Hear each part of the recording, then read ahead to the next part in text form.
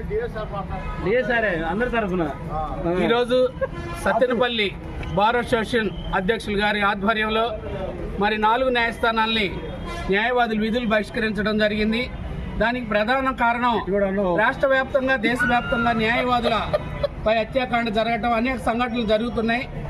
ఎవరికైతే అన్యాయం జరిగిందని న్యాయాన్ని పొందడానికి న్యాయవాదుల ద్వారా మరి విచ్చేసి న్యాయస్థానాలకు విచ్చేస్తున్నారో ఆ పోరాడే క్రమంలో అక్కడ ఉన్నటువంటి కొందరు కక్షిదారులు వాళ్ళ యొక్క కక్షను న్యాయవాదుల మీద పెట్టుకొని వాళ్ళని హత్య చేసేదాకా కూడా పాశవికంగా జరుగుతూ ఉన్నాయి. మరి ఇలాంటి సంఘటనలో న్యాయవాదులు మరి వారు కక్షిదారుల కోసం పోరాడుతున్న సమయంలో వీళ్ళకే రక్షణ లేకపోతే మరి ధైర్యంగా మరి పోరాడే అవకాశం తక్కువగా ఉంటుంది. కాబట్టి ప్రభుత్వాలు వెంటనే గ్రహించి న్యాయవాదుల పరిరక్షణ చట్టాన్ని ఒకటి ఏర్పాటు చేయాలని ప్రధానంగా న్యాయవాదులు డిమాండ్ చేస్తున్నాం. అదేవిధంగా తమిళనాడు రాష్ట్రంలో మరి అక్కడ ఉన్నటువంటి న్యాయవాదిని పట్టపగలు మరి ఆయన న్యాయవాది డ్రెస్లో వెళ్తూ న్యాయస్థానానికి వెళ్తున్న క్రమంలో నడి రోడ్డుపై అందరు చూస్తుండగానే దారుణంగా హత్య చేయడం జరిగింది. మరి అనేక చోట్ల న్యాయ విద్యార్థులను కూడా అత్యాచార సంఘటనలన్నింటినీ కూడా జరుగుతూ ఉన్నాయి.